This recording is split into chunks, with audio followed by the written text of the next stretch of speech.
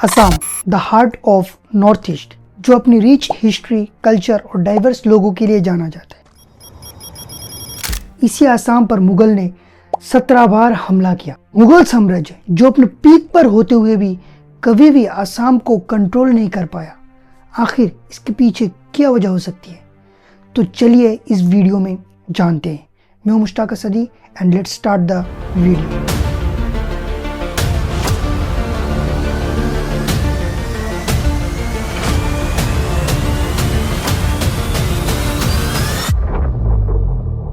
मुगल साम्राज्य जिसकी शुरुआत हुई बाबर के साथ, जो 1526 में पानीपत की फर्स्ट युद्ध जीतकर हिंदुस्तान में मुगल एम्पायर की नींव रखी।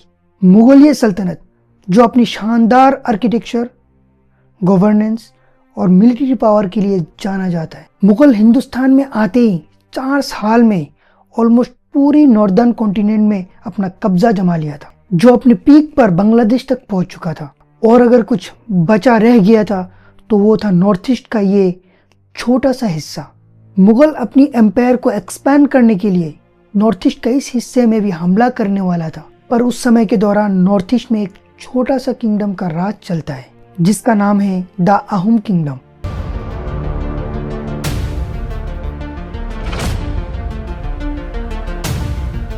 अहोम डायनेस्टी वैसे तो बस ट्राइबल्स थे, पर उनका धर्म एनिमिज्म यानी प्रकृति की पूजा करना था। एंड असम में आते ही सबके साथ घुल मिलने के लिए हिंदू धर्म को अपना लिया और धीरे धीरे 1600 एडी के एंड तक पूरे नॉर्थ ईस्ट को अपने कंट्रोल में ले लिया। इसी तरह अहोम 13th सेंचुरी से लेकर 16th सेंचुरी तक अपना कंट्रोल जमाता गया। अहोम असम पर लगभग 600 सालों तक रूल किया था।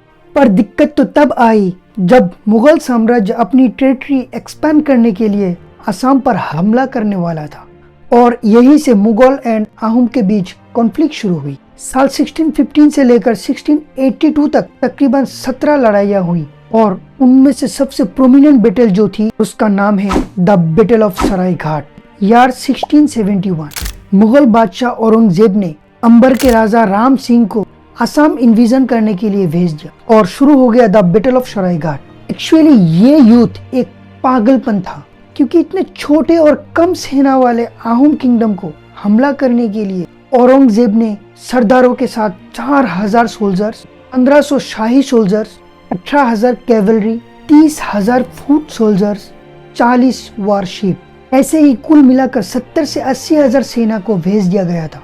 अब इतनी विशाल सेना के सामने अहोम की कुछ हजार सेना का टिकना नामुमकिन सा लग रहा था, लेकिन इस नामुमकिन को मुमकिन बनाता है अहोम आर्मी के जनरल लचित बरफुकन।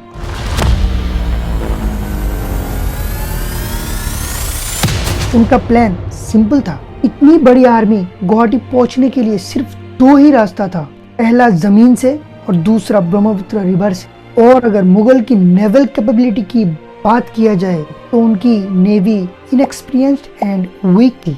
तो एक बात तो बिल्कुल क्लियर थी, अहोम को अगर कोई खतरा था तो वो खतरा सिर्फ लैंड अटैक से ही था। मुगल की इसी वीकनेस को अपॉर्चुनिटी बनाकर लचित ने बड़ी चालाकी से लैंड रूट को ही ब्लॉक कर दिया, क्योंकि लचित जानता था मुगल के साथ खुले मैदान में लड़ाई करके जीत नहीं सकता। इसीलिए लचित लड़ाई के लिए गुवाहाटी की पहाड़ियों को चुनता है। तो बेसिकली उन्होंने मिट्टी और बड़े बड़े पत्थरों को पहाड़ों के बीचों बीच डालकर गुवाहाटी जाने का रास्ता को ही ब्लॉक कर दिया, ताकि मुगलों के पास ब्रह्मपुत्र नदी के अलावा और कोई रास्ता ही ना बचे।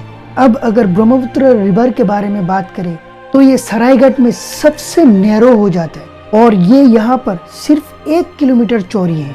एंड इसी सरायघाट में लचित बड़ी चालाकी से मुगलों के लिए घाट लगा दिया। युद्ध शुरू हुआ एंड महीनों तक ये युद्ध चलता रहा।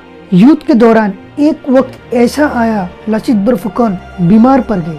अहोम सेना मन ही मन हार मानने लगी, और जब वो पीछे हटने की सोच ही रहा था, पर उसी वक्त लचित बरफुकन ने कहा, अगर आपको पीछे हटना है तो हट जाओ, मेरे राजा ने मुझे ये काम सौंपा है, मैं वो काम करके ही घर जाऊंगा।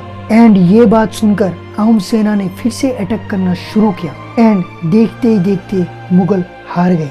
और इस हार के बाद मुगल धीरे धीरे नॉर्थ ईस्ट से अपना फोकस को हटा लिया और अपनी पूरी फोकस को सेंट्रल इंडिया में शिफ्ट किया, क्योंकि वो जानते थे अहम सेना छोटी जरूर है पर कमजोर बिल्कुल नहीं। दोस्तों, लचित बरफुकन को आज भी ग्रेटेस्ट आर्मी जनरल में से एक माना जाता है।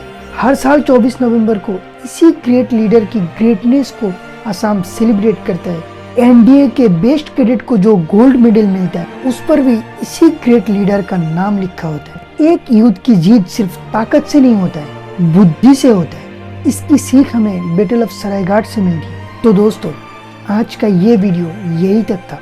अगर आप सबको मेरा ये वीडियो अच्छा लगा देन मेरे इस वीडियो को लाइक करो, कमेंट करो एंड अपने दोस्तों के साथ शेयर करो।